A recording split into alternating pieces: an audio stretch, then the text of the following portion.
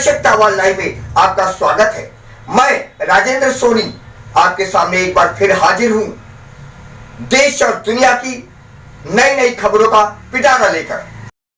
चलते चलते हमारी मुलाकात कांग्रेस की जमीनी कार्यकर्ता तथा समाज में खासी पकड़ रखने वाले पूर्व निगम पार्षद हाजी आस मोहम्मद तथा खलील कुरैशी ब्लॉक अध्यक्ष से श्री राम कॉलोनी इलाके में हुई। बढ़ती महंगाई और ध्वस्त हो रही व्यवस्था पर निशाना साधते हुए हाजी आस मोहम्मद ने कहा, कोरोना की घातक प्रहार से तो हम बच गए, परंतु महंगाई के डंक से नहीं बच पा रहे हैं। देखिए आज की ये रिपोर्ट। आज हमारी मुलाकात पूर्व निगम पार्षद हाजी आस मोहम्मद से कार्यालय पर हुई।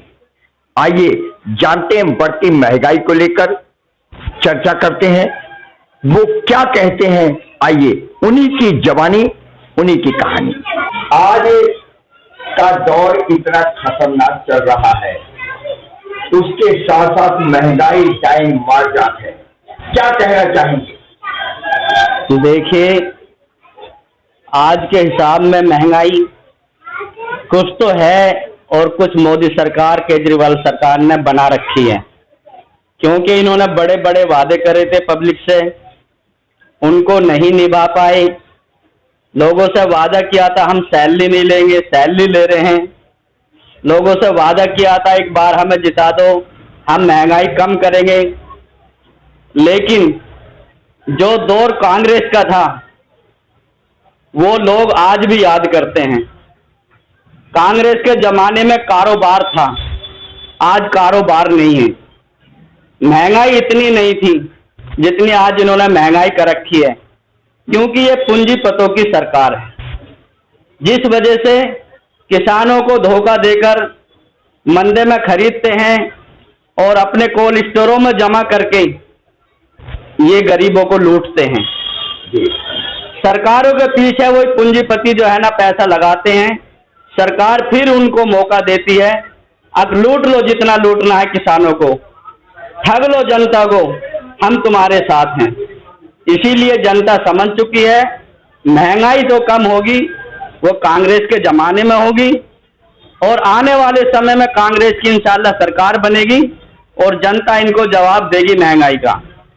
जिस तरीके से तेल 200 के लपेट में चल रहा है, खाद्य तेल की बात करता हूँ और पेट्रोल की बात करता हूँ तो 66 रुपये पार हो चुका है। क्या कहना चाहेंगे?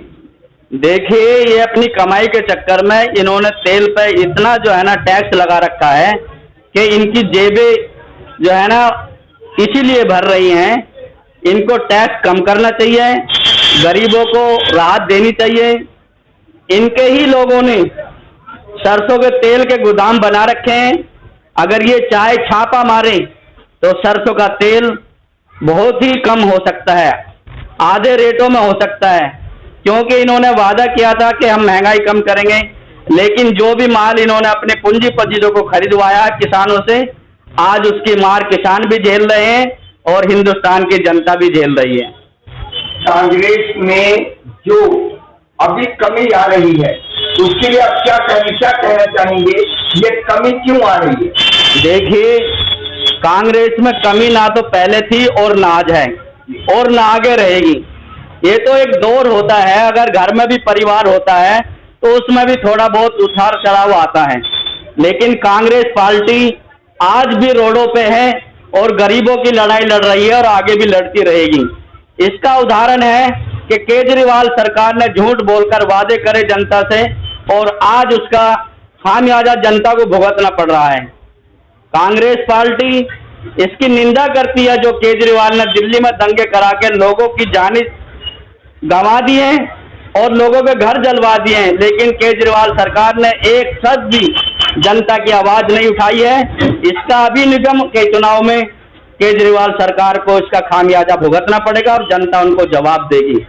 उनके ही निगम पार्षद और एमएलए ने जो लोगों की जेबें काटने का काम किया है वो जनता सब जानती है कि आने वाले निगम के चुनाव में जनता उनको सबक सिखाएगी और दिल्ली की सत्ता से भी केजरीवाल सरकार को उखाड़ कर फेंकेगी। जैसे अभी आपने निगम चुनाव की बात की, क्या आपकी कांग्रेस पार्टी दिल्ली में निगम चुनाव के लिए इलेक्शन के लिए पूरी तरह तैयार है? देखिए, कांग्रेस पार्टी हमेशा से तैयार रही है और आज भी तैयार है। आज का जो दौर है, कांग्रेस पार्टी अपने सारे दिल्ली के जितने भी 272 सीटें हैं निगम में, उन पर सारे कैंडिडेट समय से पहले उतारेगी और उनको समय मिलेगा। पहले क्या होता था कि एक आध महीने पहले कैंडिडेट उतरता था, वो सबसे मिल नहीं पाता था। लेकिन कांग्रेस पार्टी का निर्णय है और बात चल रही है कि अब के निगम में भी और विधानसभा में भी कैंडिडेट को पहले ही मौका दिया जाएगा कि वो अपने जाके क्षेत्र में लोगों से मिले और काम करे। लेकिन मैं तो जानता हूं और बताता हूं आपके चैनल के माध्यम से कि कांग्रेस पार्टी के कार्यकर्ता इतने आज भी समसक हैं कि वे हर आदमी के, गरीब के, अमीर के, सबके घरों में जाकर दुख सुख का पता लेते हैं। और कोरोना काल में जितनी मदद कांग्रेस के कार्यकर्ताओं ने, कांग्रेस ने की है, शायद है किसी भी पार्टी ने किसी की, गरीब की या किसी की जो कोरोना काल में मौत होगी उसकी अभी तक मदद नहीं करी, उसके घर पर जाके तक नहीं देखा। लेकिन मैं शुक्रगुजार हूं चौधरी अनिल जी का, जो दिल्ली प्रदेश अध्यक्ष हैं, और प्रियंका गांधी जी का, राहुल जी का, सोनिया जी का, जिन्होंने अपने सभी कार्यकर्ताओं को कह के रखा है, बोल के रखा है, आप गरीबों से मिलते रहें और उनकी जो भी आपसे मदद हो करें। ऐसे लोगों के लिए जो कोरोना की भयंकर महामारी को देखने के बावजूद मास्क नहीं लगाते और बल्कि उद्दंडता और दिखाते हैं, उन लोगों को क्या कहना चाहिए? उन लोगों को मैं यही कहना चाहूंगा कि मास्क जरूर लगाएं, महामारी का दौर चल रहा है, सोशल डिस्टेंसिंग का पालन करें जी, और कानून का भी पालन करें।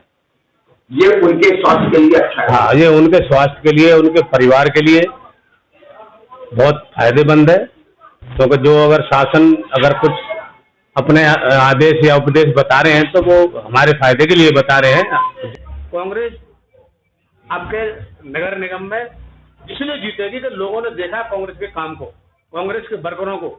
कोरोना काल में भी हमारे कांग्रेस के कार्यकर्ता, मेरी भी नॉलेज में कम से कम 10-12 शहीद हो गए, लोगों की मदद करते करते। उन्हें भी कोरोना हो गया, मगर कांग्रेस का हमारा राष्ट्रीय नेतृत्व है, उन्होंने कहा आप घबराना नहीं, देश के लिए अगर और भी शहीद भी होंगे तो करेंगे, मगर समाज सेवा से पीछे नहीं हटेंगे।